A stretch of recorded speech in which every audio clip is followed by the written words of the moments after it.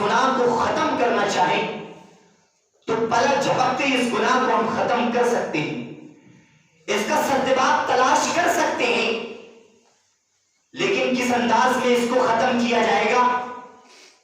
جب نکاح کا اہتمام کیا جاتا ہے تو مولوی صاحب سوال کرے دولہے راجا سے، دولہے صاحب سے سوال کریں کیا تم اپنی شادی میں جہیز کا اہتمام تو نہیں کر رہے، کہیں تم جہیز تو نہیں لے رہے؟ اگر اس کا جواب مثبت میں ہو، اگر اس کا جواب ہاں میں ہو، پیچھے پلہ مولوی صاحب نکل جائیں، پیچھے کے پیچھے مولوی صاحب آ جائیں، مجال ہے کوئی مولوی صاحب اس کا نکاح پڑھا سکے یا وہ خود بغیر کسی مولوی صاحب کے اپنے نکاح کا انتظام کر سکے، کوئی نہیں ہے۔ اور اگر منفی میں جواب ہو مولوی صاحب میں اپنا نکاح شریعت کے مطابق کر رہا ہوں، میں اپنا نکاح سنت کے مطابق کر رہا ہوں، کوئی جہیز وہیز نہیں ہے، کوئی بھیک نہیں مانگا میں نے، کسی لڑکی کے گھر والے سے میں نے بھیک کا پیسہ نہیں مانگا ہوں۔ بہت کڑوا جملہ میں بول رہا ہوں، جتنے لوگ جہیز لیتے ہیں نا یہ جہیز نہیں ہے، یہ اصل میں بھیک ہے جو لڑکی کے والدین اپنے جوائی کو دے رہے ہیں، بھیک بطور بھیک۔ اللہ کے بندو ساری زندگی ہم بھیک کے پلنگ میں سوئیں گے، بھیک کی پلیٹ میں کھانا کھائیں گے اور بھیک کے کپڑے پہنیں گے۔ اللہ کے بندو ذرا شرم کرو، ہماری شرم اور ہماری حیا کہاں جا چکی ہے؟ کہاں تک ہماری سمجھ شرم کی لاج پہنچ چکی ہے؟ ہمیں احساس بھی نہیں ہے ہم چوری کا مال کھا رہے ہیں، ہم ناجائز مال کا اہتمام کر رہے ہیں، ناجائز اور بھیک کے بستر پر ہم کروٹیں بدل رہے ہیں، شرم نہیں آتی ہمیں؟ اللہ کے بندو سمجھنا پڑے گا، احساس کرنا پڑے گا۔ اور یہ عوام تو بیچاری نادان ہے۔ بہت کڑوا جملہ بولنا چاہ رہا ہوں میں، کسی کو اچھا لگے اچھی بات ہے، کسی کو برا لگے اپنا گریبان جھانک کے اس کو سدھارنے کی کوشش کریں۔ سماج تو نادان ہے، نہ سمجھ ہے بیچاری، جدھر گھمایا جائے گا ادھر گھوم جائے گی، جدھر بھجایا جائے گا ادھر چلی جائے گی۔ اصل سماج کا بیڑا غرق کرنے والے یہ کٹ ملا لوگ بھی شامل ہیں۔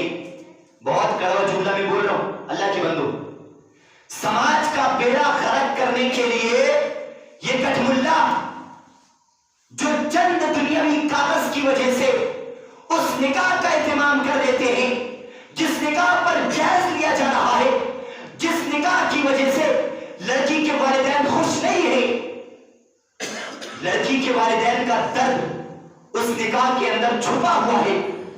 اللہ کے بندو اس کو ختم کر رہے نا تو علماء اگر اجتماعی سطح پر یہ صلاح کر لیں جہیز والا نکاح ہمیں نہیں پڑھانا ہے، پلک جھپکتے سے ہی یہ گناہ ہمارے درمیان سے ختم ہو جائے گا۔ لیکن پاپی پیٹ کا سوال ہے، پیٹ کہاں سے بھرے گا؟ کاغذ کہاں سے آئیں گے؟ اگر ہم ایسے گناہ والا نکاح بھی نہیں پڑھائیں گے تو ہمارے پاس پیسے کہاں سے آئیں گے؟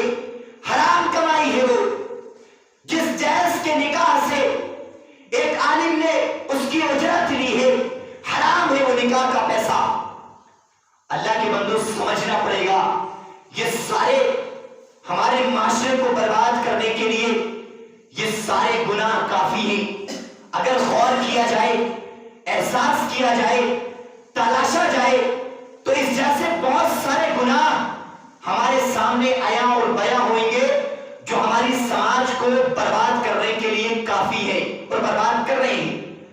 اللہ کے بندو ہمارے انہی گناہوں کی وجہ سے ہماری اجتماعی سطح پر جو اثرات مرتب ہوتے ہیں نا، ان گناہوں کی وجہ سے اللہ رب العالمین ہمارے درمیان ایسے حکمران کو مسلط کر دیتا ہے جو ہمارے اوپر ظلم کرتے ہیں، جو ہمارے اوپر ظلم اور بربریت کے پہاڑ برساتے ہیں، ہمارے امن اور چین اور سکون کے ساتھ کھلواڑ کرتے ہیں، ہمارے بچوں کو یتیم کرتے ہیں، ہماری عورتوں کو بیوہ کرتے ہیں، ہمارے ہاں کے مردوں کو بے سہارا اور بے یار اور مددگار چھوڑ دیتے ہیں۔ اللہ کے بندو وہ دور آ چکا ہے، وہ زمانہ آ چکا ہے کہ جس وقت ہماری سماج ایسے گناہوں کے اندر ملوث ہو جائے گی اور ملوث کی ہے، آج اسی ملوثی کی وجہ سے، انہی گناہوں کے ارتکاب کی وجہ سے آج ہم ان اثرات کے اندر ملوث ہو چکے ہیں۔ آج سیاسی اعتبار سے ہمارا کیا وجود ہے، ہر کوئی انسان جانتا اور سمجھتا اور شعور اور احساس کرتا ہے۔ اللہ کے بندو، پیارے رسول صلی اللہ علیہ وسلم کی بڑی پیاری حدیث جو ترمذی شریف کے اندر موجود ہے، الفاظ کے رد و بدل کے ساتھ، اللہ کے رسول صلی اللہ علیہ وسلم ارشاد فرماتے ہیں والذی نفسی بیدی لتأمرن بالمعروف ولتنهون عن المنکر او لیسلطن اللہ علیکم شرارکم فیدعو خیارکم فلا یستجاب لکم۔ فرمایا اس ذات کی قسم جس کے قبضے قدرت میں میری جان ہے، لَتَأْمُرُنَّ بِالْمَعْرُوفِ، تم ضرور نیکیوں کا حکم دیتے رہنا، امر بالمعروف کرتے رہنا، وَالنَّهْيِ عَنِ الْمُنْكَرِ، اور برائی سے روکتے رہنا، منع کرتے رہنا، أَوْ لَيُسَلِّطُنَّ اللَّهُ عَلَيْكُمْ شِرَارَكُمْ فَيَدْعُو خِيَارَكُمْ فَلَا يُسْتَجَابُ لَكُمْ۔ ایسی حالت میں اگر تم امر بالمعروف چھوڑ دو گے، لوگوں کو اچھائی کا حکم دینے سے چھوڑ دو گے، برائی سے منع کرنا چھوڑ دو گے، تو ایسی حالت میں او لیسلطن اللہ علیکم شرارکم فیدعو خیارکم فلا یستجاب لکم۔ ایسی حالت میں اللہ رب العالمین تمہارے اوپر شریروں کو، بدکاروں کو، مکاروں کو تمہارے اوپر مسلط کر دے گا، حکمرانی کے طور پر، بادشاہی کے طور پر تمہارے اوپر مسلط کر دے گا۔ فَيَدْعُو خِيَارَكُمْ فَلَا يُسْتَجَابُ لَكُمْ۔ ایسی حالت میں تمہارے سماج کے بزرگان دین ہے نا،